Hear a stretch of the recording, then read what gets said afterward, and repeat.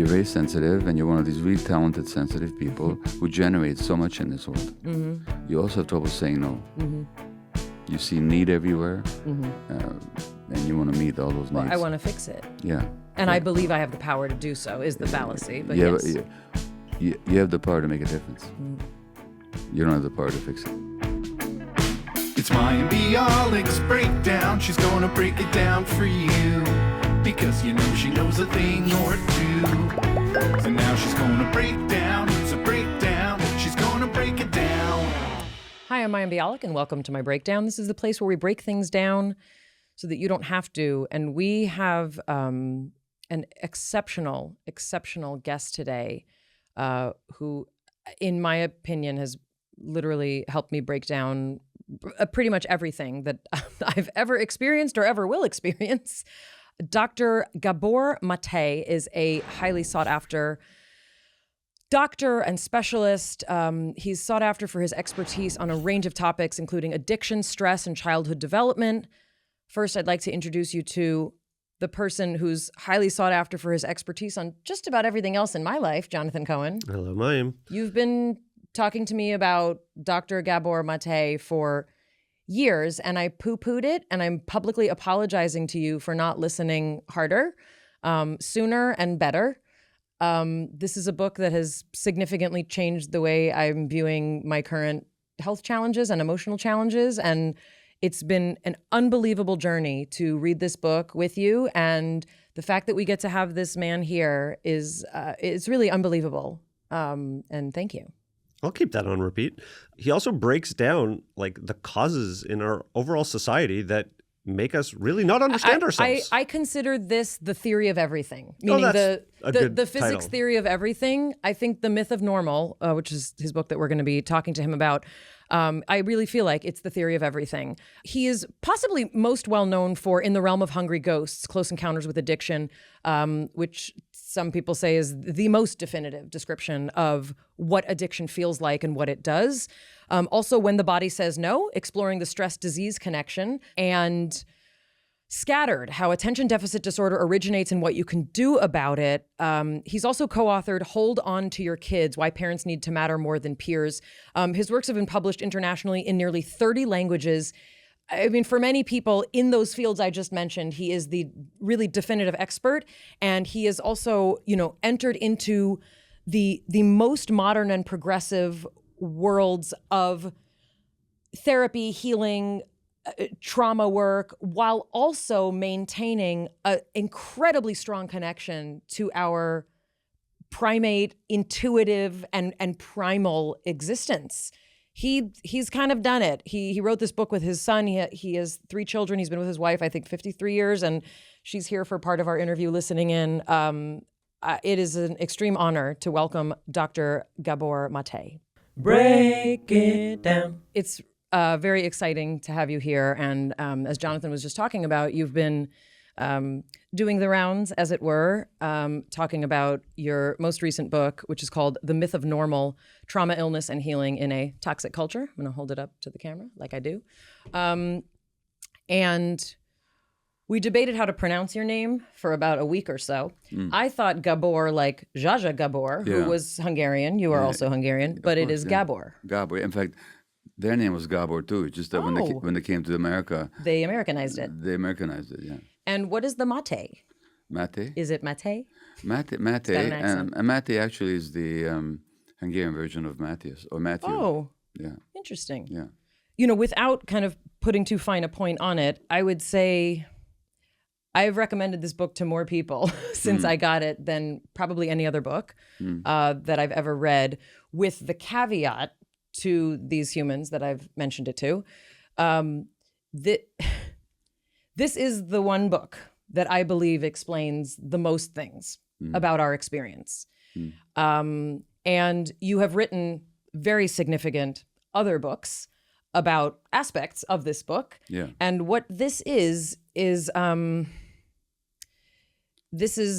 opus of sorts. It is really start to finish. And I didn't really know, I knew of your work, and Jonathan's been talking about you for years. But what astounded me about this book is it really kind of does go from womb to cradle to grave, as it were. From womb to tomb, as they say. That's right, from womb to tomb. I mean, I dog-eared most pages, really. And, when you have that experience with a book, it means that, there's something, obviously, that's touching, very deeply. And God's honest truth, I've already started speaking to my children about this book. I've been in a process of, reanalyzing a lot of things about my life, my health, my psychology. Many of these things, this happened to come at a time when I was able to make changes, not because of the book, but with the support of the book. Some are dietary, some are in conjunction with an autoimmune disease that I've had for, 25 years, which recently has reared its head. And the scope of your experience is incredibly significant. And, almost everything that I would read to Jonathan, because basically I would read sections and then I would take it to him and we would kind of go through it. And he would either say, yeah, or we know this, or that's true, or you've experienced that. Of course, that's right. In fact, I wrote a book on attachment parenting, which contains a lot of the intuitive kind of things that you discuss. And I had my head served to me on a platter, for supporting natural birth and breastfeeding and extended breastfeeding. And By who? The same people that, kind of create the culture that I think, you so well encapsulate. So I'm going to turn this just briefly to Jonathan. I don't know where to start and I don't know where to end with this man, because I both feel that this is the kind of thing we've been trying to get to.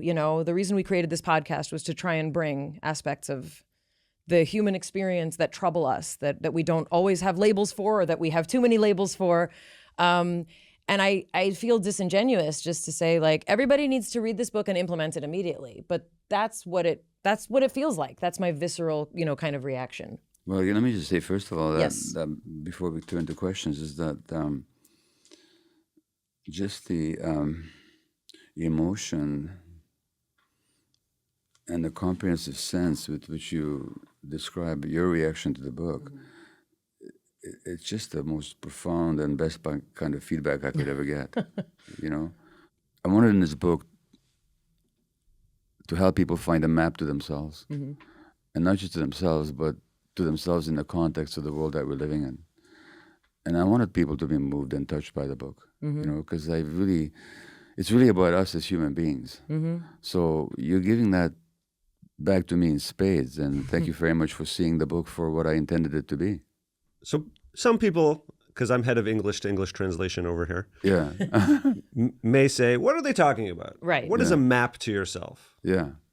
And my most succinct summary of this book to anyone who's out there dealing with, open quote, something in their life, the thing that you think you're dealing with is likely not the thing that you're actually dealing with. Yeah. It's a symptom, not the cause. Yeah. Tell them what I mean. Well, so here's what I think you mean, but maybe... No, we do reflective listening around here. That's great. Yeah. Good start. So Also, you're both Canadian. You speak the same language, so it's... Sort of, yeah. Canadian, eh? So, speaking of my own life, if at any time you'd asked me why I was doing what I was doing, I would have given you one answer. But later on, with more experience, reflection, and I would say suffering, I realized that what I thought I was doing wasn't what I was doing at all. So that the levers were pulled by something that I wasn't aware of. And so when I talk about a map to ourselves, I'm talking about a map to the unconscious drives that really motivate so much of our experience, whether we're talking in the realm of politics or the realm of personal relationships, and the experiences that create those childhood or those unconscious dynamics. So largely, and I'm not the first one to say this, it's like we're living in a dream. And at some point we wake up and we realize that we've been dreaming. And this has happened a lot in my relationship, a lot of times in my political life. You wake up and you say, I've been dreaming. What I thought was reality wasn't reality. So if anything, this book is an attempt to give people a map to their reality. I felt this many, many times, especially when you talked about pregnancy and when you talked about labor and when you talked about, that first year in particular of a child's life. Yeah. So that was kind of the first place it hit me. And what you say is something that a lot of people do not want to hear. And I think that's why people are still not, we still need to keep doing this, is that it matters. It matters what your pregnancy is like. It matters what you haven't dealt with that will come up for you emotionally. And this is the point of the unconscious, right? You often, quote, don't know. And it matters how you raise your child. It matters what you feel about their autonomy versus yours. Yeah. It matters if you hurt them, even if you think it's for their own good. Yeah. And that was sort of the first wow.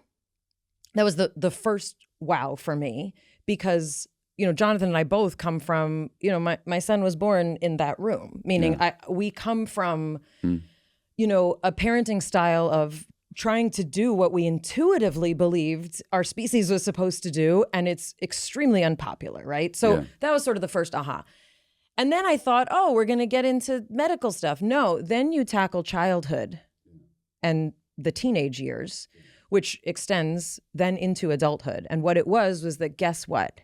It matters. And this is what I started talking about with my children since I'm reading this book. It matters what you eat. It really matters. It matters not just for your body, it matters emotionally. And then it goes to the toxic culture we live in. And a lot of people, I think, already sort of tune out, right? But I can pull up the exact quote, but the notion that the consumerist society that we all live in, are immersed in, and have come to think is normal. Yeah. Actually matters for the rest of our physiological, hormonal, immunological, and psychological development. In the introduction, we quote David Foster Wallace, who gives this little anecdote of at a commencement address that he gave before he committed suicide. These two fish that are swimming along, and they're accosted by an older fish who says to them, "Morning, boys, how's the water?" And the two fish swim on for a while, and one of them turns to the other one and says, "What the hell is water?" Correct. And David Foster Wallace says that these things that are so close to us and so big, we don't even see that they're there. And I think that's what you're describing here. That there's so many things in this culture that we swim in it like fish in the water, but we don't know that we're swimming in water. We think it's just an inevitable reality. Right. But so many things in this culture that are considered to be normal are completely abnormal from the point of view of human needs. Now, there's one more thing I want to come back to. Just as an example, you mentioned the autoimmune condition that you have, okay? Now, you can tell me what it is, you cannot, but here's I have Graves' disease. Graves' disease, okay. Hyperactive thyroid. Thyroid, okay. Here's what I bet.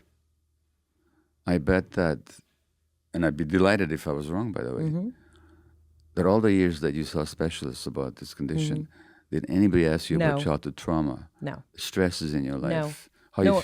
How you feel about yourself as a human being? Nope. What I'm saying is that because the mind-body is inseparable, unshakable, scientifically overproven unity, all these autoimmune conditions actually have to do with our emotional lives and how we grew up in this abnormal culture. So this upsets people because no one wants to, I shouldn't say no one.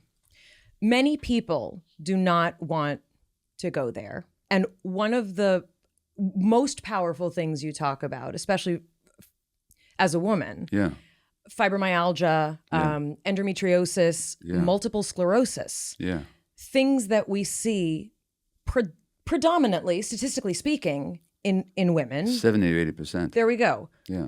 Almost 100% as far as I'm concerned. Yeah.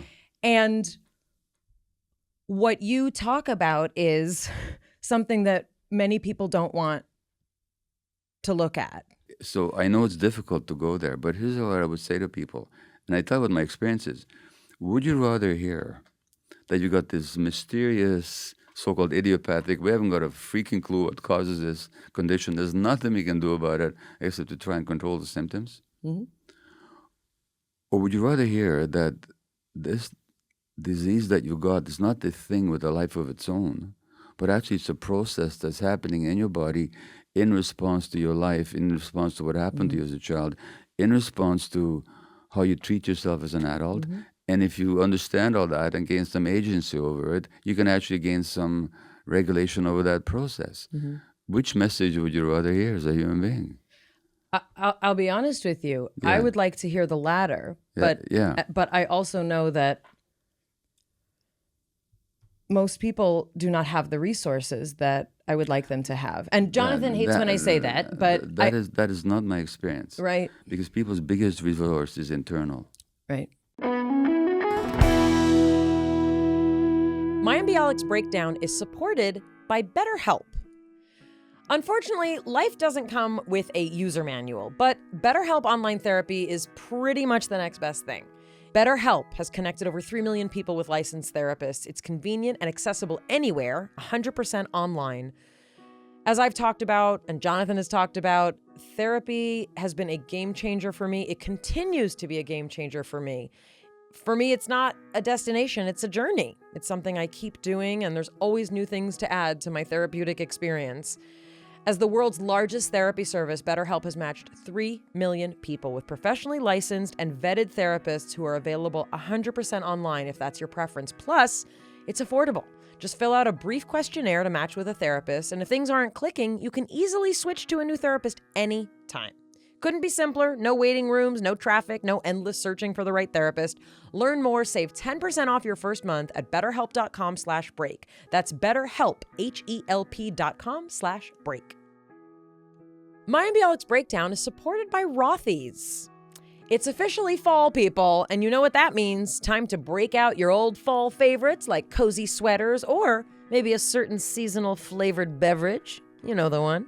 Let Rothy's be your new obsession, your new favorite for fall and every season after. Rothy's shoes are comfortable. They're comfortable right out of the box. I can vouch for that. They come in amazing styles and colorways, and you can wash them, which is so cool. Doesn't it seem like white sneakers are the new uniform for everyone? The good news is Rothy's has amazing sneakers, including the new RS02 sneaker and City slip-on sneaker. Whether you like a luxe slip-on or a laid-back lace-up, you'll feel extraordinary comfort with each step and know that they're built to last. I love my Rothy's. I have had them for years, and I have to say it is so much fun washing them because you feel like you have a brand new pair of shoes. Get stylish shoes, versatile and durable enough to wear all the time with Rothy's. Get $20 off your first purchase at rothys.com/breakdown. That's ROTHYS.com/breakdown. Mayim Bialik's breakdown is supported by Fight Camp. A fitter, happier you is worth fighting for. Getting stronger is hard work, but it doesn't have to be no fun. It can be really fun. Fight Camp brings the best workout in the world into your home, and they make it fun. Explore thousands of workouts led by expert trainers that meet you on your time. Fight Camp workouts are led by trainers with over 90 years combined training experience. They break down every punch. They ensure you use proper form because that is really important. You need to learn to box safely. Not only do these workouts maximize efficiency with high-intensity interval training, but they're a good time. And before long, you're going to forget that you are even working out. Fight Camp features thousands of classes, and with new workouts added each week, you're always going to find something new to love. Join the biggest boxing community in the world without leaving your home with Fight Camp. Get started with Fight Camp for as low as $9 a month by going to fightcamp.com/breakdown. Go to fightcamp.com/breakdown to learn more.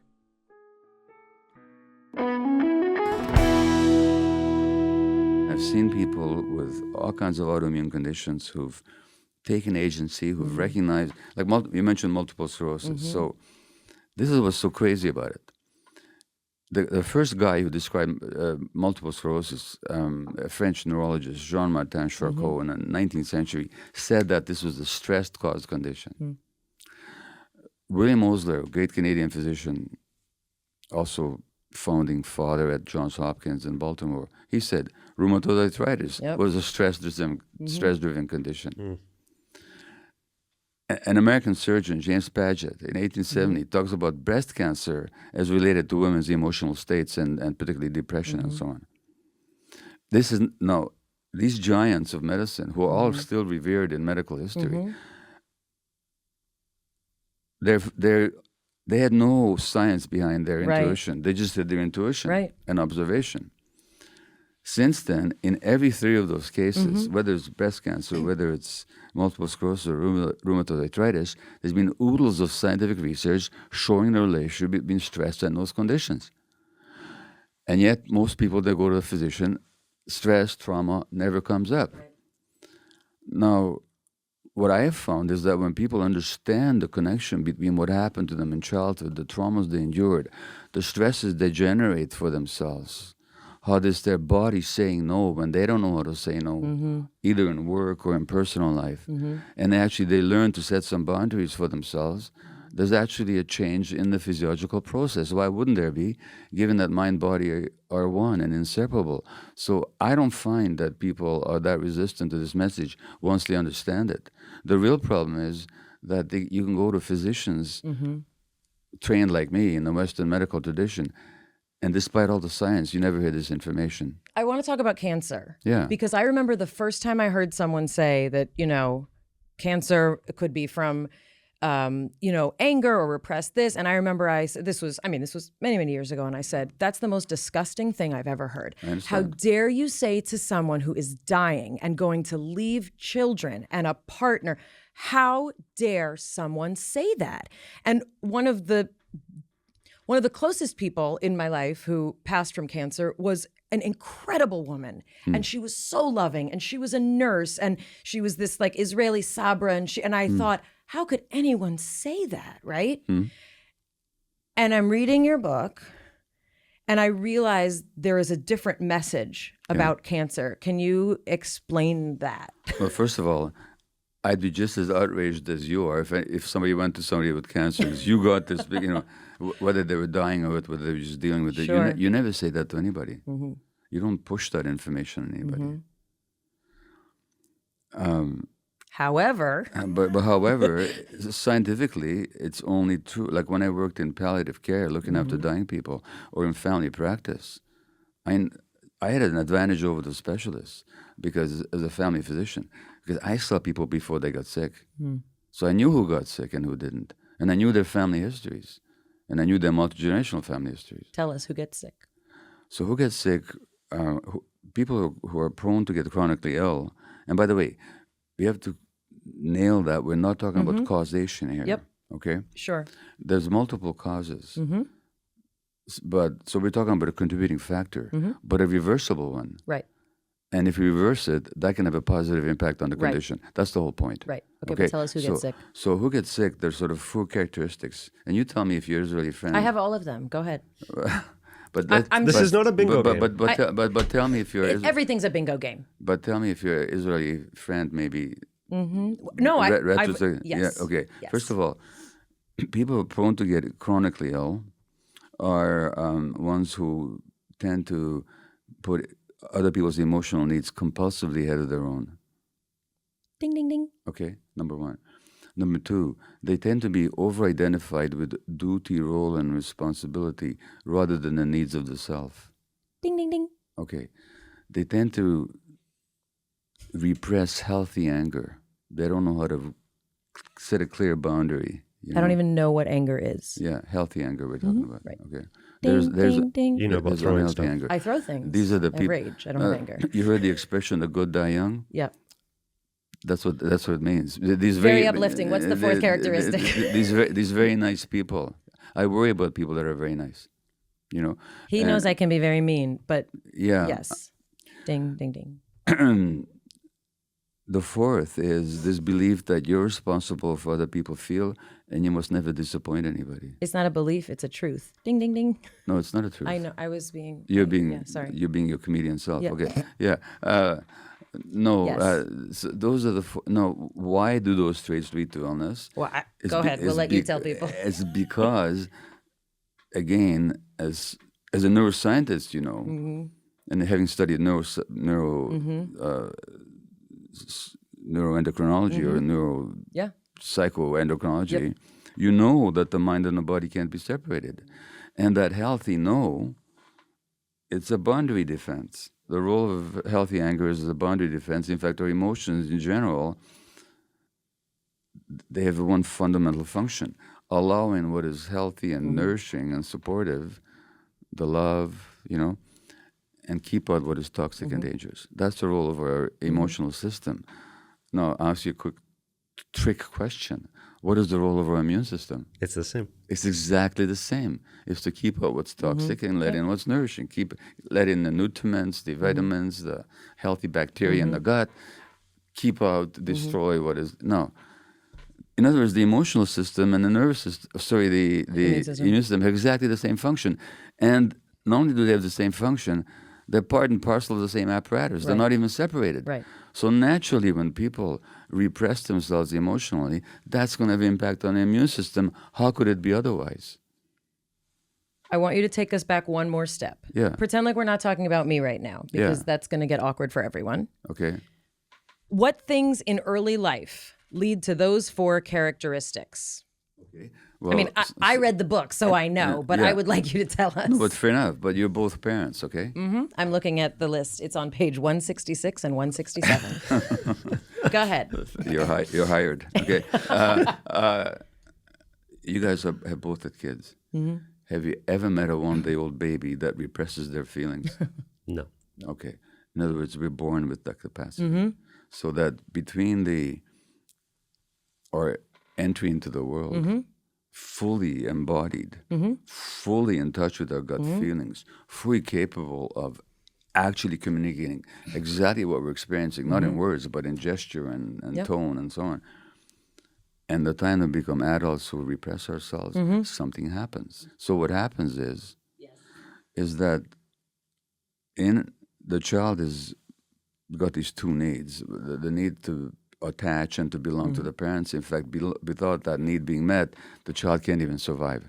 This is true for all mammalian infants, but especially so for primates. But especially for humans, because we're the most dependent and the least mature, the most helpless for the longest period of time. So that attachment relationship is not negotiable. We have to have it. Do people know what you mean by attachment, that sense? So attachment is the drive that pulls 2 bodies together for closeness and proximity so that one can be taken care of or take care of the other. And that's a hormonal connection also. It's hormonal, it's emotional, it's neurological, it's an instinctual. Right. Birds have it. The infant bird would not survive without it. When we say attachment, and you're talking about neurological and biological and emotional, the immune system function of that dependent human being is reliant on that attachment. Exactly, yeah. The healthy development of that organism depends on that attachment. Well, and it's development and maintenance. And both. And I'm a lactation educator counselor, so I speak to women. I just visited a 5-day-old yesterday. Okay. And, the notion that the smell of a mother is different than the smell of a stranger. The voice of a mother, that a mother regulates her body's her body temperature according to the newborn's needs. The sense of smell is one of the first to develop. Yes. And an infant can tell the smell of the breast pad of her mother, distinguish it from other women's within a day or 2. Right. So that's what we talk about when people ask me, like, why do I have to keep holding the baby? Why does the baby want to nurse so much? It's trying to attach to you because it's a primate. It's what it's doing. So here's the thing. So you asked what happens. What do we tell parents in this culture when we tell them to sleep train their babies? Yep. We tell them not to pick up their kids. That's right. No, you tell a mother baboon not to pick up their kid. She'll tear your face off. Exactly. You're going to find out what mother rage is all about. That's right. So human beings are trained to go against their own instincts. Yes. Human beings are trained to go against their own instincts. That's what, and we're just scratching the surface of what leads to those 4 characteristics. Listen, there was an article in the New York Times 2 weeks ago that there's no such thing as mother instinct. Well, you tell a mother bear that there's no such thing as mother instinct, or a mother cat, or even a mother bird. I will say my first son was placed in the NICU right after he was born. Yeah. And I felt, and as did, my husband at the time, I felt a surge of emotion I had never felt when they wheeled that child away. Yeah. I'm grateful I had a vaginal birth and an unmedicated one because I needed to be on my feet as soon as humanly possible to start figuring out when I could get that baby out of that prison. Yeah. But that I also, when my younger son had a seizure from a fever when he was not even a year, I think that he was not even a year, the feelings that came, it was like I was transported to another level of the existence of trying to keep your human alive. I've had mothers who try to sleep in their babies, train their babies on the advice of doctors like me, because I used to advise this myself. They told me they had to stand in a shower. That's right. And put their fingers in their ears. Oh, I know people who go to hotels and leave a husband who does not have hormones of, the woman. They go to hotels and leave the husband at home and see what happens. So here's the thing. Here's the thing with instincts. They have to be evoked by the environment.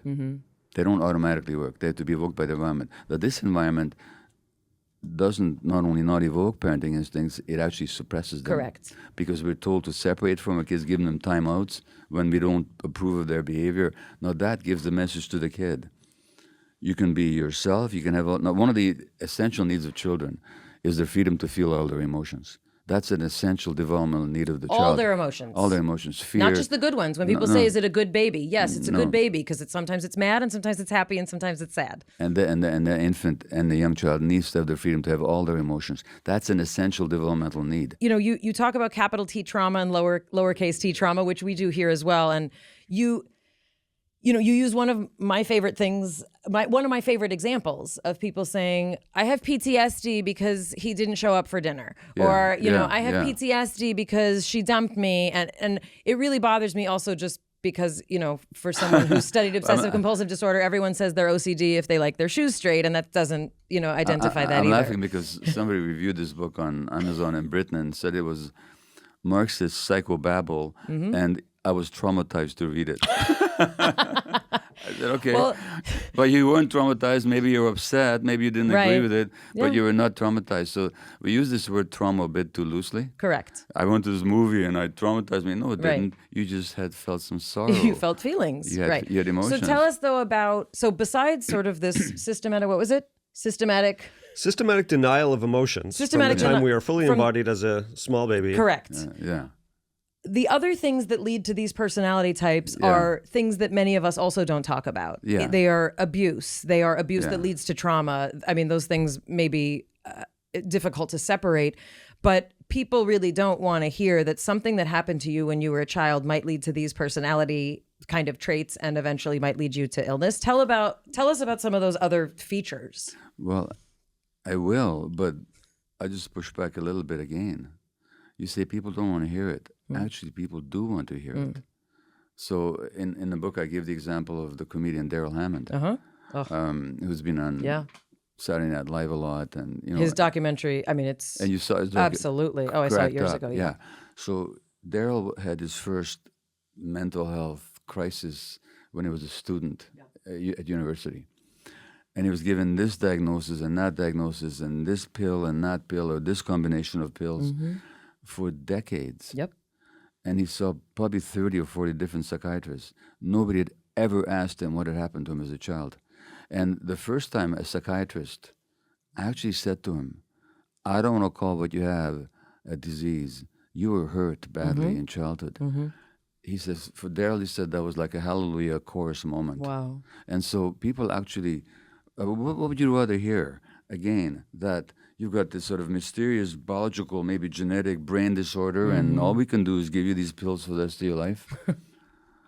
Or, as a result of what happened to you, you develop certain emotional and psychological ways of being that we call now disease. But actually, if you learn about how you were traumatized and how to deal with that trauma, you can actually ease those conditions. Like, which message would people rather hear? I'm saying that people would rather hear that second message, that because people would rather have some agency, rather than just be passive recipients of health care. Now, again, I'm not even rejecting the use of medications. I've taken them myself, and they've helped.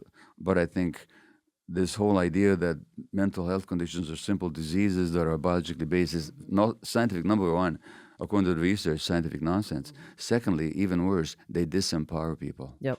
I think people would rather be empowered. Mayim Bialik's breakdown is supported by Everlywell. How about you take action today for a healthier tomorrow with Everlywell? Their at-home lab tests and vitamins and supplements help you get the knowledge and support you need to become a healthier you. And really, I think that's what we all want. Everlywell is digital healthcare designed just for you at an affordable and transparent price. With over 30 at-home lab tests, you can choose the one that makes the most sense for you to get answers you need. Like there's a women's health test or a food sensitivity test. It's so simple. Over 1 million people have trusted Everlywell to support their health and wellness goals, and you should too. Jonathan and I both took the food sensitivity test, and it was so easy. It both confirmed things that we already had suspected and gave us new information that we've been able to implement. It was really, really an awesome experience. For listeners of our show, Everlywell is offering a special discount of 20% off an at-home lab test at everlywell.com/break. That's everlywell.com/break for 20% off your next at-home lab test. everlywell.com/break. Mayim Bialik's breakdown is supported by Factor. With the bustling holiday season just around the corner, it's the perfect time to plan ahead with Factor, a ready-to-eat meal delivery. They shop, prep, cook, and deliver to your door so you can enjoy chef-crafted, dietitian-approved meals during the holidays, minus the hassle. With so many meal plans, you get bored. That's not the case here. There are so many tasty things to choose from. 3-bean vegan chili is always a favorite of mine, and I love anything called Buddha Bowl. I almost always love it. This is no exception. Factor is cheaper than dining out, and their fresh, never frozen meals make it easy to fuel up fast when you're on the go. In addition to ready-to-eat meals, Factor also has cold-pressed juices, smoothies, energy bites, extra protein, veggie sides, and more to keep you energized. Head to go.factor75.com/break60 and use code BREAK60 to get 60% off your first box. I'm going to say that again. The code is BREAK60 at go.factor75.com/break60 to get 60% off your first box. We're speaking about two different fundamental views of our experience as human beings. One is the world is chaos, anything can happen at any time, and there's no control or answers to anything. The other is we are a natural part of a biological system, and we develop patterns based on the past. Exactly. And as Mayim says, it's painful to look at that. So it's true, it is painful. But I think, but it's a kind of noble kind of pain, a pain that's what we call growing pains, by the way. Mm-hmm. If you want to grow, that's what I say. Yeah. You have to have some pain, and not that we impose people on pain, but most of mental health conditions and addictions and so on, the pain is already inside, and in fact, it's the attempt not to feel the pain that makes people sick. So we have systematic denial of our emotions. Our emotions. We have things like then there's the whole adverse childhood experiences list of physical, sexual, emotional abuse, a parent dying, a parent being mentally ill, a parent being addicted, violence in the family, a parent being jailed, a rancorous divorce, neglect. The link between these adverse conditions and mental health problems later on in life, as in the words of one leading British psychologist, is as well established in the scientific literature as the link between smoking and lung cancer. And yet, you go to most psychiatrists, right? Nobody's going to ask you about that stuff. Go to most Western doctors for with all due respect to the Western profession and all the lives that are saved, because I can already hear the people saying like, "Why are you bad? I need I got a new C-section." hip. I love Western medicine. Jonathan had to have a hip replacement. I did think it was emotional, and then we looked at the scan and there was no cartilage left. So let's establish our shared respect for the achievements and contributions of Western medicine. We're not talking about that. We're talking about what it misses. Correct. So we're talking about the narrowness of its perspective and its ideology, and that narrowness limits its capacity to heal. And so that's all we're talking about. I mean, Dr. Sarno revolutionized the way we think about back pain. Yeah. I'm also a Sarno person, and I have chronic pain. I'm sure you're not surprised. And so the notion that most people will already feel a lessening of chronic pain when you learn that it's not that it's all in your head, but there may be no physiological basis. It is I describe it as I turn the volume up on everything that happens. It's even more complex than that. There is a physiological basis. Right. Which is what Sarno calls the tension myositis syndrome. Yeah. So there's inflammation. Correct. And there's clenching. Tension. And yes. That's physiological, but that physiology is related to emotions. Exactly. So it's the non-separability. Correct. Of emotions and physiology. That book it changed my life. And I grew up with a father whose back was always going out. Yeah. He was always laying flat, and he and I have a very similar personality, very similar. And sure enough, right after my dad died, my back went out, I was flat on my back. And this has happened more than once. And then I was introduced to that book and started therapy in that kind of arena. Great. It's just a party over here. So we talked about those kind of 4 personality traits. Yeah. So, of course, trauma. I mean, here's the thing about trauma.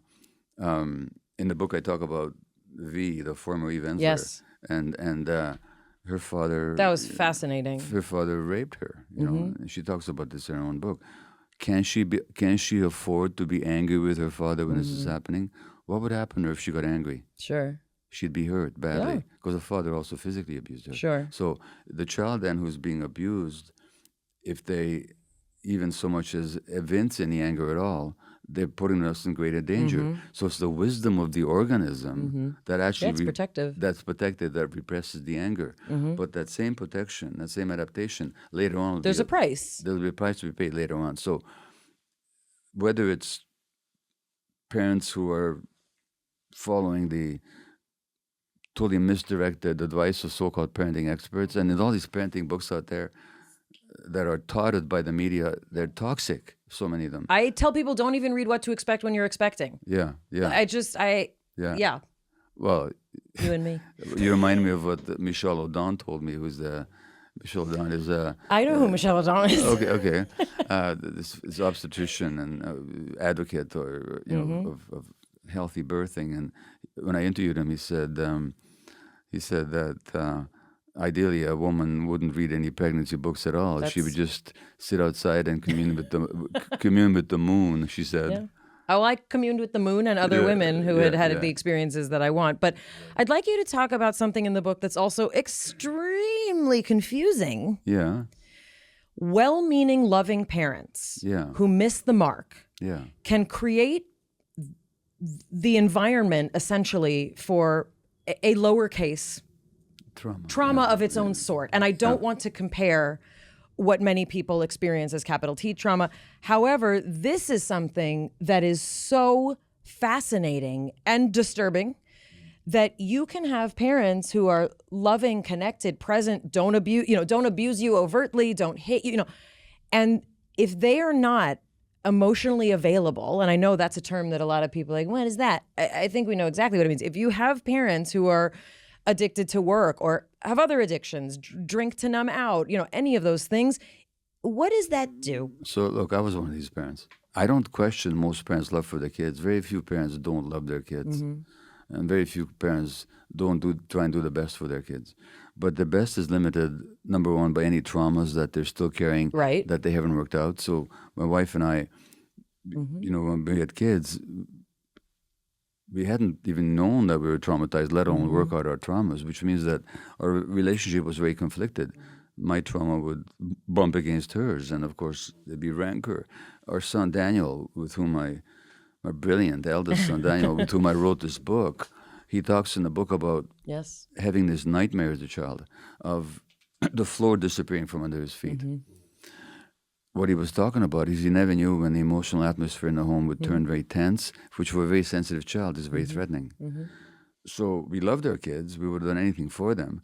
But just their own traumas and stresses, they couldn't help but absorbing them. And trauma doesn't necessarily mean something terrible happening. Trauma just means a wound. That's the actual meaning of the word. Kids can be wounded, not by terrible things happening, but just by the insecurities and emotional unavailability of the parents. Furthermore, I was a workaholic doctor. Now, I've talked about this before. Why was I a workaholic doctor? Because the message as a Jewish infant under the Nazis in 1944, the message that I got from the world through the anxieties and terrors of my mother is that I wasn't wanted. Now, if you're not wanted, a wonderful way to deal with it is to try and make yourself important in other people's lives, so now they want you all the time, whatever tools you got. Sure. In my case, that was being a doctor. Right. So I became a workaholic doctor. Workaholism means that I'd rather be in a job than at home, that I'm fully alive and active and kind of activated when I'm working, but I'm rather listless and depressed at home, and the beeper is always going. Now, what message are my kids getting? That they're not wanted. And that's the last message I ever wanted to give them. So it doesn't take abuse. Right. It just takes stressed parents, especially in a society where people have become so isolated. Like parenting was never meant to be an isolated couple in a nuclear family home, you know? I say this all the time. Yeah. I mean, how we evolved as human beings was as communal creatures. And also sticking a man and a woman together and having a man be the recipient of all of the things that happened in your day and all of your emotional things, that's actually not what the species evolved to do. No. We were supposed to share that with other women and other people who tend to hold more emotional and social contact. Exactly. And I mean, this is why when people say, "Oh, why don't you should have a man in the birthing room and he needs to be an active part," he really doesn't. And like, the experience also of becoming a parent was something that was for women, the work of women. Yeah. It was the work of that social situation. So listen, let me tell you something exciting. Everything you say is exciting. Oh, great. Okay. Believe me, that's not true. But a scientist I quote quite a bit in this book is a woman called Darshia Narvaez, and she's a professor emerita at Notre Dame University who studied Aboriginal indigenous groups. She's just written a new book. You'll want to talk about it to her when she comes out. It's called The Evolved Nest. I wrote the foreword for it at her request. It's going to be published next year. And it's comparing our parenting practices with those of other mammals. So I read this book. It's totally fascinating. You know what happens when an elephant gives birth? When the elephant mother goes into labor, all the other elephant mothers stand around in a circle. So she's not too vulnerable. And when the baby plops to the ground, they all stroke her with their trunks. So that birth was a communal experience. Now, the same thing used to be for human beings. And so that we live so unnaturally, so that the parenting, the parenting, I should say this, the stress on parenting in this society is almost unbearable. First of all, because of all the economic and political uncertainty, and then the isolation, then the erosion of community and extended family, so that parents have an almost impossible job in this culture. So it's never a question of blaming parents for anything. It's a question of just recognizing the challenges that we're facing because we've become so denatured. In Canada, you know, there are not that many places that people live. Yeah. Meaning, like, if you're in Toronto, you either stay in Toronto or you go to Vancouver. Yeah. Sometimes you go to Montreal, but otherwise you stay there. And all my friends who grew up in Toronto, they all have their extended families around them. Do they? Yeah. And when I come to the U.S., when we raised our child in Los Angeles, we had no one. Yeah. And there's so many more examples of that where U.S. Citizens, they're traveling to different cities much more frequently, and they don't have that extended family. Yeah, I would say the same pattern is increasingly present in Canada as well. There's an American political scientist or sociologist, Morris Berman, who said that if the 20th century was the American century, then the 21st century is going to be the Americanized century. And Americanization, the globalization of the corporate capitalist ethic and its consequences has become universal now. When you talk about loving parents who do their best and, you know, who are, you know, attentive and give the children everything they want, there's three things that are pointed out, and you're actually quoting a different study, but the things that can be very disturbing to a child: uncertainty, conflict, lack of control, and lack of information. Well, no, wait, no. I quote as these part of the HPA axis, and these are the triggers for stress in people in general, not just in children. Correct. So, but I'm thinking those things also happen in good families, right? Where there's a lot of. So that's what I was thinking. Well, of course they do, right? Because if the parents are facing those stresses, right, it's impossible. There's a psychologist that once said to me, that children swim in their parents' unconscious like fish in the sea. Yeah. So when the parents are upset and stressed because of inequality or economic stress or their own unresolved trauma, It's in the water. it's in the water. That's this water that kids swim in. You have a quote. I mean, this is on page 189.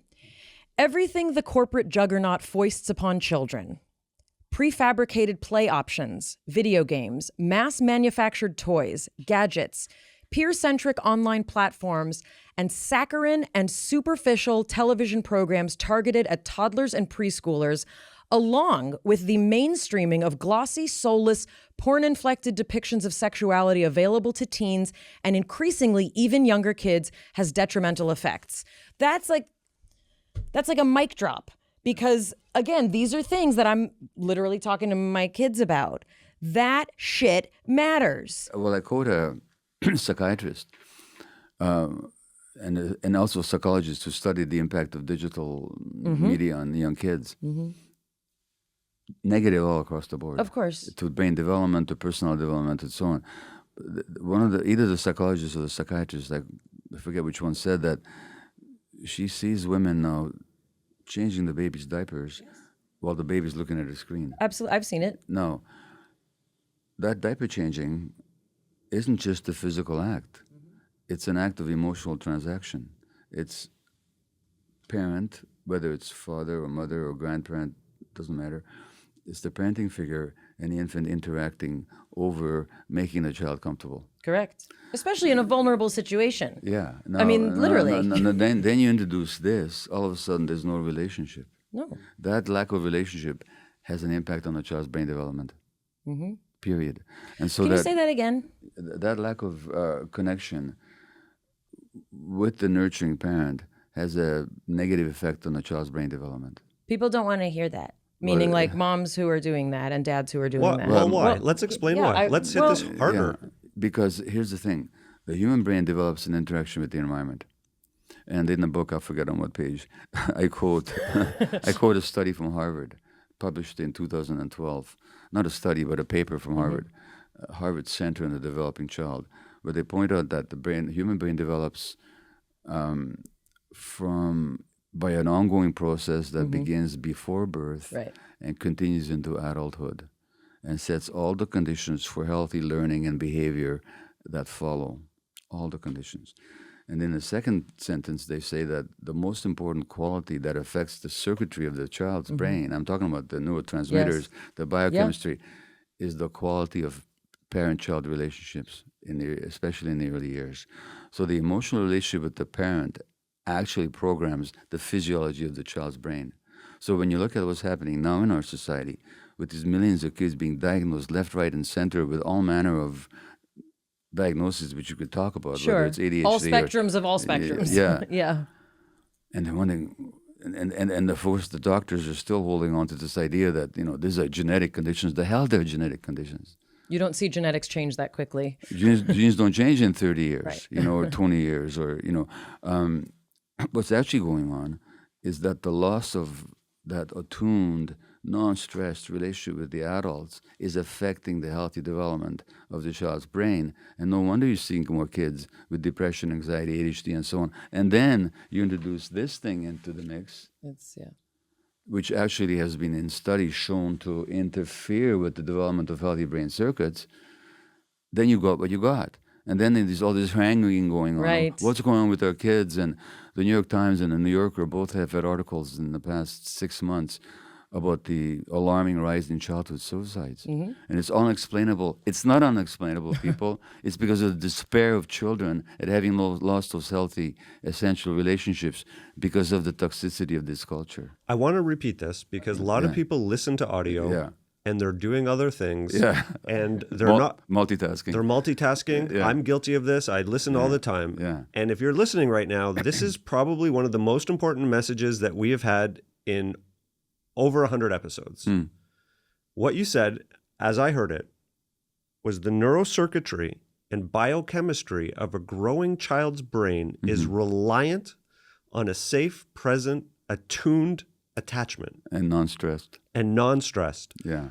And I want us to talk about what attuned means, because I think that is a whole concept that people don't really understand. And I'm pulling this apart on purpose because I think it's absolutely essential that people begin to at least understand the concepts. Yeah. Well, attune means that the one person gets the emotional space of the other and communicates that I get it. No, you mean understands? Understands and gets it. No, we do this automatically, like until we don't. But if you ever sit on an airplane with a baby, when the baby starts crying, almost everybody goes, "Oh," that awe, that sort of pulling of the face, and that sort of empathetic noise that we make. That's attunement. We're saying, "Oh, kid, you're having a hard time." I usually say, "Can someone put a breast in that baby's mouth?"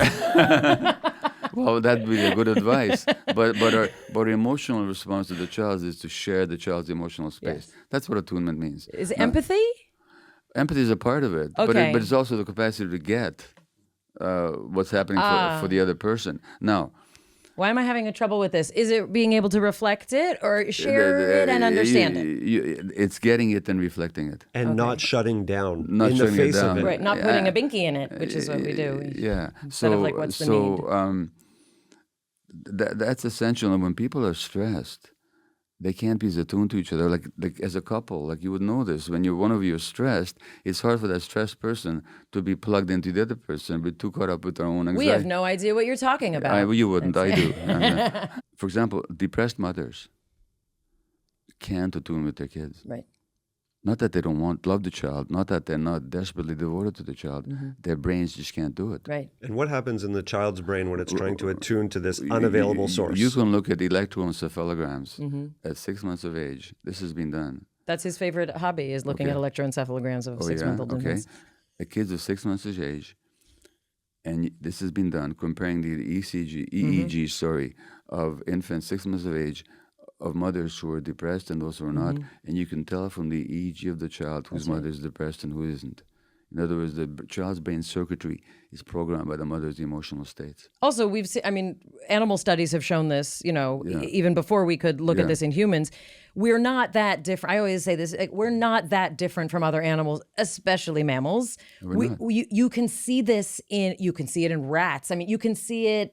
You see it in all systems, right? And we think we're the exception because we build buildings and we, create God and we, do all these other things. Well, when you were studying neuroscience, did you ever run across the work of Jaak Panksepp? I don't think so. Panksepp, because he said exactly what you just said. He pointed out, and I quote him in the book. Yes, I remember. He pointed out that we share emotional brain systems with all mammals. Yep. So we have circuitry for anger and circuitry for love and for grief and panic and for fear and survival. For lust and for play and for seeking. Right. And we seek and we share these. Now this circuitry is there, but it depends on the environment to evoke their activity. Right. When the environment is unnatural, in fact contra-natural, as it is in us culture, then those circuits don't get expressed. Humans are everywhere with tremendous potential. Yeah. It's when you place people in an environment where they cannot thrive and there are no resources for them to thrive that you see. And also, in your documentary, incredibly powerful to see the work being done in prisons. Yeah, yeah. It was very moving. There's a circle of men in a prison, and what is the woman's name who does this unbelievable work? Fritzi Horstman. Yes, and she stands in the middle and she's got a microphone, and I was thinking, why is she shouting so loud? It's so that everyone in this ginormous circle could hear. And she said, if you grew up in a situation where you were hit, where you were beaten, where you were spanked, take a step into the circle, and everybody steps forward. And she keeps asking all these questions. If there was not a parent, if you did not believe you were loved, just the numerous systems that have bought into the toxic culture and that are part of it is like a continuing problem that is honestly very overwhelming. And I see why people drink to forget what's going on in the world. Well, when you look at the prison system, most people there are highly traumatized people. Yep. And so what we're fundamentally doing in this society is creating conditions that traumatize people. Yes. Through the pressure on families, through the stress on parents, through the fact that in the United States, 25% of women have to go back to work within 2 weeks of giving birth, which amounts to a massive abandonment of the child, Sure. is what it is. It's the only way the child can experience it. Through then, not to mention racism Yes. and inequality and so on. And then, so we traumatize people. People then act out their traumas. And all we do then is we lock them up and throw away the key, and we punish them for their trauma, rather than using, if we have to isolate people from society because there might be dangers, rehabilitate them. You do the work that's necessary. And those, whether programs in prisons, whether Fitzy's program, there's another program called the EPP, Enneagram Prison Project. They go into I'm an Enneagram person. I'm trying to get him into it. Well, so the wonderful people doing this EPP, those killers, they transform. I talk about one of them in the book, but it's trauma that drove them there. When you heal the trauma, they become different people. So this is, I think, a really good place to lean into what many people know you predominantly for, which is addiction. Yeah. And the study of addiction. A very close friend of mine expressed that she has never heard her own addiction understood more than the way you describe. The notion that you can get to a place where you literally do not care if you throw away everyone and everything for pursuit of a chemical experience. Yeah. And in the same way, when we talk about, for me at least, when we talk about crime, and crime that is, as you just said, often perpetuated by hurt people, right? Who often are in a place either of addiction. In many cases, there's drugs or alcohol involved. But the notion that you can be in an emotional environment where you have lost the ability, you've lost that tenderness, that vulnerability, you've lost the ability to care about not only the life of another person, but about your own life. Yes. So can you speak to that? It's a huge component of this conversation. Sure.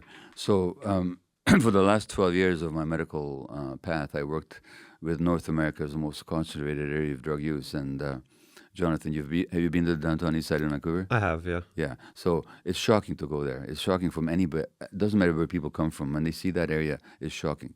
So there's thousands of people within a few square block radius injecting and inhaling and ingesting drugs of all kinds. And these are people living with HIV, often hepatitis C, poverty, multiple jailings, and so on. You worked in this population for 12 years. I was working with them for 12 years, yeah. In fact, I was the physician at what was at that time North America's first supervised injection site. Right. Where people could bring their drugs and inject under safer conditions using sterile water and clean needles and all that. Which the Americans, by the way, tried to force the Canadian government to shut down, but thank God that didn't happen. Well, it's good we have a Puritan nation to keep you all in order. Yeah. So anyway, I was there for 12 years, and so in those 12 years, I had not a single female patient who had not been sexually abused as a child. Say that again. I didn't have a single female patient, hundreds of them, in 12 years who had not been sexually abused, and all the men had been severely abused, some of them sexually, some of them in other ways. Now, fair enough. That was my observation. Then you have the large-scale studies that we've already referred to, the adverse childhood experiences studies that show the same thing. And also, this is highly underreported, especially for men to report sexual abuse. Yeah. Highly underreported. So we have to also take all of these statistics with a grain of salt. Yeah. There's so many people also in denial, but repression. Fair enough. Yes. Nevertheless, the studies still show that more of those experiences that you have, the greater your risk of addiction later on in life. By the way, also the greater the risk of autoimmune disease and mental health conditions and so on, but specifically addictions. So that by the time a male child has had 6 of these, sexual, physical, emotional abuse, etc., his risk of becoming an injection-using drug addict is 4,600% greater than that of somebody else. 46-fold increase. Now, why? 2 reasons. First of all, as we said, the brain develops under the impact of the environment, and the condition and the circuits in the brain that are prone for addiction get affected by that early trauma. Number one. Number two, when I ask people not what's wrong with their addiction, but what's right about it. So if you guys have addictions, I'm not going to ask you what or when. We've talked about it. But no, but I've had behavior addictions. I've never had a substance one. But I'm not going to ask you what your addictions was. I'm just going to ask you one simple question. If you guys are both willing to answer it, no, what was wrong with it? What was right about it? What did it give you temporarily? It makes you feel alive. It makes you feel alive. Good. And it feels It numb. Like you don't numbs have you. to care. Okay, Yeah. okay. Now, who needs to be numbed? Me? No, but who? What kind of person? Oh, a person who's in pain. In pain. And who? Now, here's the thing. Something happened to you. So the addiction wasn't your problem. Your addiction was your attempt to solve the problem. It's the symptom, right? Yeah. Well, it's not just a symptom. It is a symptom, yes, but it's also an attempt to solve a problem. Correct. The problem of pain. Well, or the problem yeah. of not being alive. So the question then is, my mantra here is not why the addiction, but why the pain. Why didn't you feel alive? Because something happened to you that cut you off from yourself. And that's trauma we're talking about. Something happened to you that gave you a lot of pain that you needed to numb. That's trauma. So that's the essence of addiction is trauma. The addiction is not the primary problem. It's not genetic. It's not genetic. The whole idea of addiction being genetic, which is still the mantra. Well, and right. It's just scientific nonsense. This is also one of the things people ask me a lot because I'm a science person. Is this genetic? Is that genetic? Is anxiety genetic? And here's what I say. We will never find a gene for name a personality thing you don't like about yourself. Name a diagnosis that you've been given. But what we do inherit is coping mechanisms. We inherit an environment. We inherit a whole world that we live in with whatever skills our possibly loving but likely traumatized themselves parents have given us. There's a group of genes that the more of them you have, the more prone you might be to be addicted or to have a mental health condition. At the same time, you can have those same genes and have no condition whatsoever, Absolutely. depending on what the environment does. So what are these genes then? In fact, you can have a gene that this has been done, genes that under certain circumstances make you more violent, Yes. under other circumstances make you less violent. Yep. So what do you think the gene is for? The gene is for sensitivity. Yeah. Which is just The what next thing I was going to ask you about. Yeah, which is just what you're talking about. Yes. Our capacity to be affected by the environment, and the more sensitive you are, sincere is from the Latin word, sincere, to feel. The more sensitive you are, the more you feel. The more pain you feel, the more you have to run away from the pain, the more likely to be addicted. So the only thing that's... Can you say that again? Well, the more pain you have, the more likely you want to escape from the pain by numbing yourself. And the more sensitive you are, the more pain you're going to feel. Yeah. Also, the more creative you're going to be. Yeah. The more insightful you're going to be, the more intuitive you're going to be, depending on the right environment. It also means that the more pain you have, the more you have to harden yourself.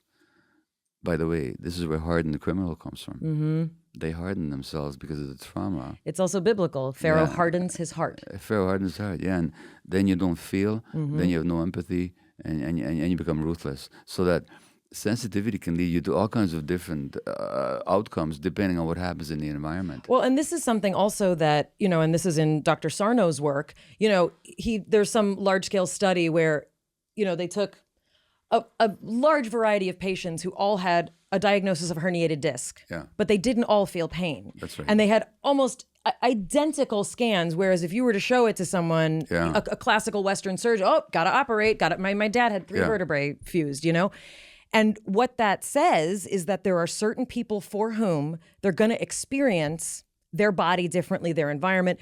We are both very sensitive people. There's this sort of joke, and it's on sitcoms and in movies, that like men are such babies when they're sick. But there's a different perception of. Go ahead. So here's where my wife, who was here at the beginning of this interview and had to fly home now, if she was here, she would talk to you a lot about this. Men become babies. Now that's a natural dynamic, and that speaks to why more women develop autoimmune disease. Because they're more worried about how their husband's going to react when they get cancer than when they get it. And when I read that, I said, "That's me. Yeah, that's me. That's my mom. It's my grandmother. So the more stress you absorb, and in this patriarchal culture, women are acculturated to absorb the stresses of their men. Yes. Now, there was an article in the New York Times during COVID times, just a couple of years ago, called Society's Shock Absorbers. And it was about how women take on the stress of their families and their men or on COVID, and when they can't alleviate the stress, they feel guilty. So let's look at an interesting medical statistic. In the 1930s, the gender ratio of multiple sclerosis was about 1-to-1. In Canada, it was. You know what it is now? It's 3.5 women to every man. Now, why should that be the case? Genes, it's not genetic. It's not genetic. You know, it's not the climate or the diet. Sure. Because that hasn't changed. I mean, diet doesn't help, but yes. No, but that in terms of inflammation and things like that. But I'm talking about the gender ratio. Got it. It hasn't. The diet hasn't changed more for one gender than the other. What has changed is that women in this culture used to have the job of being the stress absorbers, the shock absorbers. They still have that role. Then they've taken on an economic role, sometimes because of the choice to express themselves in the workplace. Yes. Beautiful. And sometimes because of economic necessity. But nobody has taken away from them the responsibility of emotional caregiving. Well, and the notion then that you hire someone who has to leave their children to raise your children. I'm sorry, I have a really hard time with it. Yeah. I have a really, and it's very confusing to me. So that what's happened is that women have now taken extra stress on in a more isolated society where there's less support. No wonder there's multiple sclerosis amongst them. No wonder there's more divorce, honestly, because you come home and you just have a pile of work, and forgive me, a husband that often needs to be taken care of. And No, my wife could tell you that, because in our marriage there's been a real dynamic that she absorbed my stresses. Yeah. She's the one that takes the antidepressant. Yeah. Or deals with the anxiety. Yeah. She's the one that has to take care of everything, including this hubby. Yeah. You know. Yeah. And in our marriage. And also have her own life and identity, because that's also important. So our marriage has been, let me tell you, like a 53-year process of women's liberation, because she's had to really liberate herself from the gender or the culturally determined gender role that she was programmed to take on as a child. Yeah. And this choice between authenticity and attachment, quite honestly, we quite agree retrospectively that had she been able to be more herself, had trusted herself, she would have left me at a certain point. You know, many women say that if I was healthier, I would have left, and that would have been good for our kids. Yeah. Oh. And for her, and for me. What does that feel like for you to say that? It's just the truth. But what does it feel like? I've dealt with the remorse already. I've had a lot of remorse over that. But again, you know, I was the way I was unconsciously. Yeah, you know? right. But you both did the best that you could, as it were. But the point is, it's women in this culture who have to suppress their authenticity even more than men do, and that's why they have more autoimmune disease. That's why they are more prone to non-smoking related cancers. That's why they have much more depression and anxiety. You know, and it's not gender determined. It's a culturally determined gender role that determines it. We're talking about these systemic problems, but as soon as we start to recognize that we are in the water, to go back to the beginning of this, then we do have the opportunity to start noticing and to start on a path of healing, which means that we move away from a reactive cycle. And we get to have some agency. But what is it practically? This is something we were fighting about, not fighting about, but this is something we were talking about, because, you know, this is very digestible. I think everyone can and should read this. I mean, I literally said to my almost 17-year-old, we have a book club now, and I am assigning him this after Letters to a Young Poet by Rilke. So, really? So I said, this is completely digestible. But the question is that I'm interested in, what is next for people? So you read this book, you get maybe you'll get relief. There's a tremendous sense of relief and even reduction in some of the pain that you're experiencing. But what do you practically do? You're me. Well, not me. You're someone else. Okay, well, look. And you wake up and you're like, oh my gosh, everything mattered. Everything they did. I love my parents, but does it mean you go into therapy? You start digging, you start meditating, you take ayahuasca, which your work on ayahuasca is also fascinating. And we don't have time to get all up into it, but next time. Next time. What do you do? Okay, look. So let me be specific, okay? You mentioned your workaholism, okay? Yes. So there's a chapter there on that, if you haven't noticed. She skipped that one. I did. This exercise, where in your life do you have trouble saying no? Yes. So it sounds like Name an area. Well, it sounds like work is an area that you have trouble saying Yeah. no in. Well, okay. yeah. Okay. Also everywhere. Okay. Yeah, but let's stay with that one, if that's okay with you. Sure. Okay. So work, you have trouble saying no, and so you are very busy. Mm-hmm. You're tremendously creative. Mm-hmm. You're very sensitive, and you're one of these really talented, sensitive people who generate so much in this world. Mm-hmm. You also have trouble saying no. Mm-hmm. You see need everywhere, Mm-hmm. and you want to meet all those needs. Well, I want to fix it. Yeah. And I believe I have the power to do so, is the fallacy. But yeah, yes. You have the power to make a difference. Mm-hmm. You don't have the power to fix it. Mm-hmm. Okay? Just as all of us do. Now, the second question is, what is the impact on you of your difficulty saying no? My health suffers. Okay. And the people closest to me, Jonathan and my children, suffer the most. Okay. Okay, so I'm being honest. Of course you're being honest. And I would have said the same thing with myself. Mm-hmm. You know, but as a matter of fact, my wife, Ray, whom you met, only 4 years ago or 5 years ago said to me, buddy, you've written a book called When the Body Says No. Now write one called When the Wife Says No. Right. Okay? Because of my workaholism. So I get it. I really get it. So this is not like an inquisition. I'm just trying to follow. You asked me what we do? Yeah. Okay. Then the third question is, what is the belief behind my difficulty saying no? That people will not think well of me, or In other words, you lose the attachment. yeah. So that tension between attachment and authenticity, something in you wants to say no, right? Right. But you don't say it Right. for the fear of losing the attachment. Now, here's the thing, Mayim. As an infant, as a young child, you have no choice in the matter. You have to choose attachment. Right. You don't anymore. Right. You can choose authenticity. You know, and so but anyway, so that's the impact, and the belief is, if I say no, people won't like me. Okay. The next question then is, who would you be if you knew how to say no? This is Byron Katie's work. We talked a little bit about It's this. a similar question. Yeah, Yeah. Who would you be if you know how to say no? I'd be myself if I knew who that was.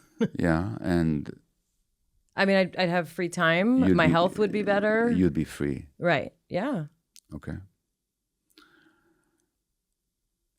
And there's a final question, which is, what are you not saying yes to? Because when we're so busy not saying no, right, there's often a yes inside that wants to be expressed, but we don't make space for it. Now, not saying that yes. Now, by the way, this little word no, you've had children. What's the first word they start saying when they're 1.5? We didn't use the word no. We said not for. Not what But you said, but typically, no. what the kids say is, no. Right.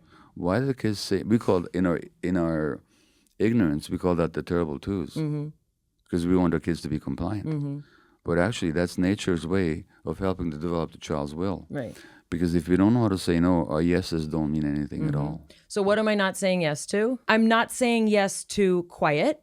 Okay. I'm not saying yes to really being in my body. I'm not Okay. saying yes to actually feeling my feelings and processing them. Okay. I'm not saying yes to play, Okay. to free time. I mean, I could go on, but you have to get on a plane. I got it. Those are huge. Okay. Yes. So all I'm saying to you is, you ask me what to do. Sit down once a week and do this exercise, but really be with it. Right. I mean, you have a very you have a mind that flies all over the place. Sit down with a piece of paper, not with a computer. Piece of paper. Do this exercise with those 6 questions, not in abstract, but where this Sure. week? Where this week did I not say no? What was the impact this week of me not saying no? What was the belief this week of my not behind on not saying no? Right. Who would I be if I had said no, and so on? I'm telling you, if you just do that exercise, Right. that itself will help to change you. But so when you ask me, what do people need to do? They need to commit to their healing, There you go. not just to talk about it. I'm very good at talking about healing. I'm much more reticent in actually engaging in it. We all are. Sure. So this is where we have to just actually make a commitment. You have to really ask yourself, what is important to me? So that's that.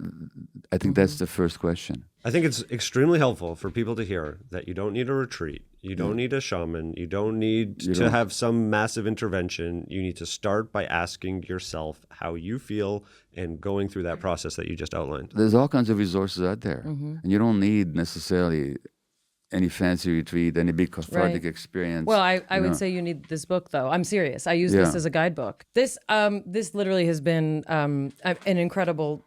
I mean, I don't even. There's not. We're starting a book club. We have all the notes already marked up. It's unbelievable. We thank you for your time, and if you miss your flight, please come back and we can talk more. See you in 2 hours. Well, thank you for having me. It's such a pleasure to meet you both. It really is, and thank you. You score very high on the authenticity scale in my books, anyway. Thank you. I think it's important, especially as someone who,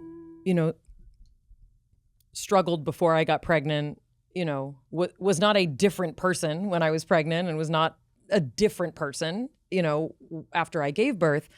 I want to be clear that when he talks about, depressed mothers and their interaction with babies, the idea is not for you to feel guilty if you are depressed and if you had impaired, interactions with your child.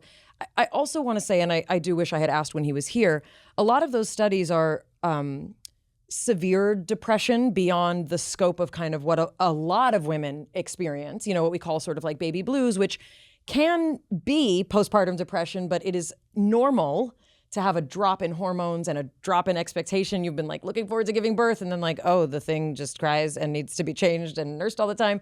So he's not talking about that, but a lot of these studies are from, situations where the mother was unable to care for herself. And was still trying to care for. And some of these are animal studies, and I hope that still has, validity. I think Gabor really explained, I think a lot about that. But a lot of extreme stressful situations that lead to, again, mothers not being able to care for themselves is some of that interaction that we're talking about. Many of us are not at our best when we give birth, and especially if we had a difficult or a traumatic birth or having trouble breastfeeding or whatever it is. You are not damaging your child irrevocably. And I think especially, what he's saying is that you can intercept a lot of this stuff. He's even encouraging me to do so, and I'm 47, almost. Anyway, what I was told about him is that he, speaks very definitively and clearly about kind of large categories, the things that we deal with. And I feel like we absolutely got that. But also, I was really happy to be able to kind of like joke with him and ask things, in a more kind of back and forth forum, because he's very academic and there's so many places, to do it. But I wanted to have it really feel like he was visiting our podcast, he was visiting like our space. I literally asked him what it felt like, and he said something like, oh, I said, but what did it, it was great. Like, I thought it was really, he's very human. I made him laugh. You also wanted to make it very specific. And there was like 2 key takeaways, if nothing else, in this entire podcast. One, for you mean, or? Well, I think for me, yes, but also I think for humanity in general, because why not? The emotional system and the immune system are the same functioning systems. That was so cool. So I really do believe in patterns, and I know that you like very specific things. I like to sort of think a little bit at like a system level, but I think this merges both of them. It's both a system and a very specific. If the role of the immune system is to protect, take in what it needs, and keep out what it doesn't, right? That is the exact same system as the emotional system. Right. It's the same function. So if one of those systems is off, right, is it wildly surprising that the other system will also be off? It's amazing. But so much of what he talks about, for him, it's just like he knows it. Like, he's read the studies, he's done the work. But for a lot of people, when he says like, well, mind and body are one, a lot of people are still like, well, like that's something you say in a yoga class. It's something that like you hear on one of your meditation apps, right? It's something you put on a t-shirt a tote bag. This is exactly why that information about the immune system and the emotional system being the same, to me, that's like, oh, the mind and body are the same. Right. Here is the scientific explanation of Yeah. what that is. And we had a little bit with Joe. He tried to do that also with us when we had that interview. Joe Dispenza? Yeah. And he tried to explain that. And other people have explained it, but that is so concrete and specific. No, he is other level. Not just because, also, we didn't even get to talk about this. I think he was a high school teacher for years and then went back to school to become a doctor. He's witnessed, I think, thousands of births, meaning like he's, and I love that he was that doctor being like, take this pill, like, you know, do that, like, cry it out with your baby. You know, he was that guy. And now, like, if you watch his documentary, which I highly recommend, I think it's been viewed over like 7 million times or something. He talks about the ecstatic transcendental experience of accessing other parts of your brain that are waiting to be accessed. You had a second point that was a takeaway. I want to know about transcendental experiences that are accessing part of my brain. But what's the second part? What's the second takeaway?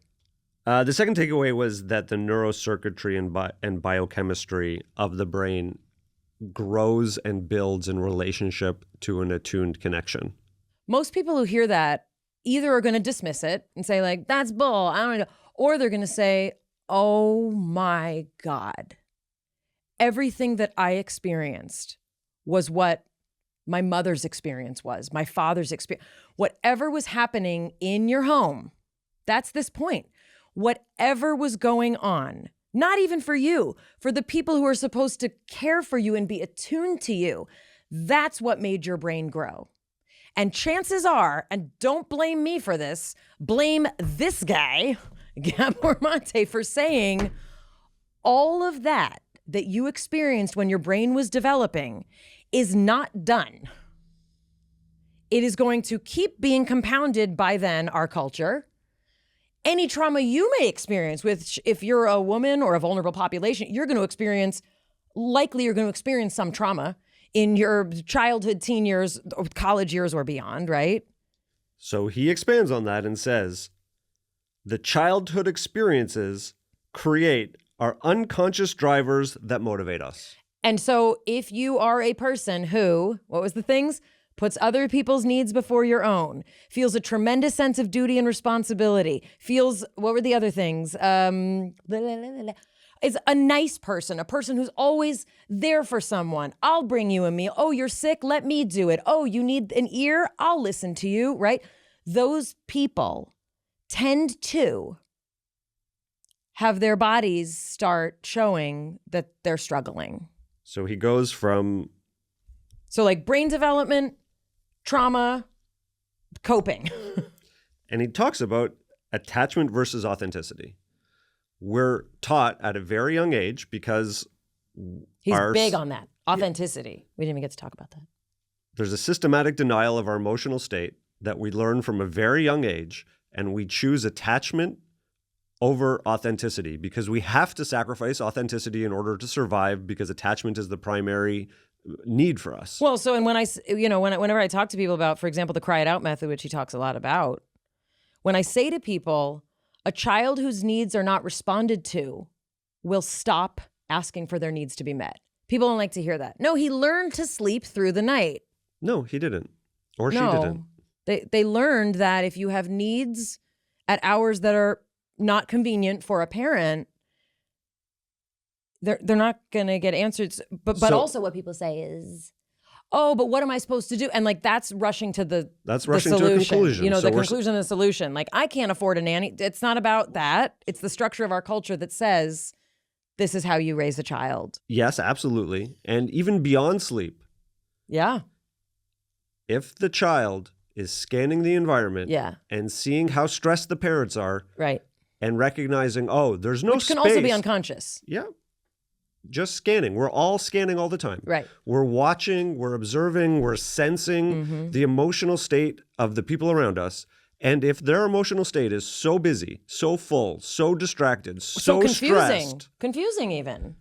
That the child can be, well, there's no room for me to have needs right now, and I will choose attachment over actual authentic expression of the needs. And what does that look like? It looks like I will be obedient. I will do whatever it takes to not be hurt. Or you have the opposite where it's, I will act out in order to create space for myself, and then you'll get the swing response. You know what this sounds like? It sounds like a lot of grown-up relationships, right? If you're being hurt in a relationship, your choice is... Get as small as you can, correct, or act out to get attention. Correct. Or leave, and then you're alone. But that's usually why you go back. That's getting withdrawn fully. No, but we're just going to act out all of that. And we were talking, our little gang here, we were talking about attachment styles. And these are all different ways, kind of this same thing, right? How were you responded to? What interaction did you have before you even remember? Guess what? It's probably part of how you interact now. When he talked about, children need to be able to express a full range of emotions. What do you understand that means? Someone who's an extremely attentive, loving father. Go ahead. When a child cries, what don't you do? You don't shush them. Meaning, shh. Shh, it's okay. Don't worry. Stop crying. Why can't you say it's okay? I don't know that it's okay. I don't know what they're actually going through. There we go. My favorite thing that parents do. You know what? When a child falls down, it's okay. You're okay. And you want to reassure them that the universe is fine. But like you just said. The difference between a parent who is attuned and aware and holding space for their child to have their own emotional experience, the kid falls down, you observe and wait. Versus, oh my God, that's such a big fall. Are you okay? Where does it hurt? Et cetera, et cetera. The difference is you try and allow them to have their own emotional experience and you witness. Mm-hmm. So the notion of holding space is that you are, I don't know how else to say it beyond using the same word to define the term, which, you're not supposed to do. Holding space is, as a witness, you are literally allowing that other person to exist. Great. No shushing. Let them have their own experience. What else don't you do? When my son would fall and we would rush and pick him up, he would start to cry. Yeah. He was reacting as much to our concern for him. He was literally reacting. He can feel what you're feeling. Exactly. I say this to breastfeeding moms. So, everything you're feeling is in your milk. So when we learned to, wait a second, deal with our own, oh my God, is he okay, ourselves, he would look at what had happened to him. He would pop up. He'd go, I fell down. Yeah. And he'd point to his knee and then he'd be back playing in 2 seconds. Sometimes they're hurt. What happens when they get hurt? Hold them, let them cry. Or see what they want and let them cry. Often it would be picking them up, and often I would pick him up and hold him because he would come in for a hug, and then he would wiggle away after less than a minute, and he would want to go play again. Tell me about other emotions. What happens when a child is sad or disappointed? Again, the best thing that we've tried to do was to allow them to have that. Okay, so what does that mean? What don't you do? Distract. Food. Don't feed it. Yeah. It's very hard. You want to feed it when it's hurt. Feed it, distract it, move it away. What happens when, I think I've told this before, when my children were, when we call it when we were divorced, when we were newly divorced, and they wanted their dad. What did I want to do? Let's write a letter. Let's do it. And Siggy said, no. You say, yeah, I miss our family too. We had an interesting experience where when we were newly divorced, we also tried to do that. Yeah. We tried to hold space. Yeah. And my son threw us a curveball, which was he would keep himself in a tantrum-like state for really extended periods of time. And I'm talking multiple hours. Right. And so when we got help and we were like, oh, he's just he's stuck in a loop that he can't get himself out of. And so these parents who were trying to allow him to have all of his emotions, the advice we got was okay, allow that to happen, but if it continues for separate, 20 minutes. Yeah, okay, separate point. No, it's important because people will be oh, you have to let them have everything. And then we were thrown this curveball. Right. And so we had to say, we hear you, we acknowledge, we empathize, we say, yes, I know that's hard for you. You miss your dad. Yep. And we have the next 5 minutes to be sad. Yep. After that, we're moving on. Right. And sometimes they'll still be upset, but what you show is the ability to move on. So when a child is sad or disappointed, what a lot of parents, and again, a lot of well-meaning parents do is they try and explain why you shouldn't be sad. right? My ice cream cone fell on the floor. You can get another one. It's not such a big deal. Maybe in your family you got another one. We are not buying another one because in many families that was your ice cream cone. And you can share mine or whatever it is. Maybe. But also, well, that's what happens when you are not looking where you're going. And that's not helpful. Right. Well, and again, a lot of parents do that well-meaning, like, I'm teaching consequences, right? But what a child wants to hear is, oh, your ice cream cone fell on the floor, and that really is a major bummer. That's right. And sometimes you can get a new ice cream cone and sometimes you can't. But the notion is and I'm not trying to say that like Jonathan and I did it right and our kids are perfect. But what this man, who is far wiser than we are, What Gabor is trying to say is that the things that we've been told are the normal ways to go about not just parenting, everything. It's actually not normal. And as an adult, if you've ever been in a relationship where someone effectively shushed you, you know what that feels like. It doesn't feel good. I just raised my eyebrow. If you've been in a relationship where someone has said, I told you so, it feels the same as when you're a child and someone says that. And I was talking to somebody the other day and I was like, we're just children who are bigger. We're just kids who are bigger. So when I was talking about the neurocircuitry in the brain, I was trying to talk about the growing neurocircuitry, and then I started to talk about adults. And you were like, don't, keep those two things apart. Mm-hmm. But where I was going is that our brains are always in response or in relation to the people around us. Right.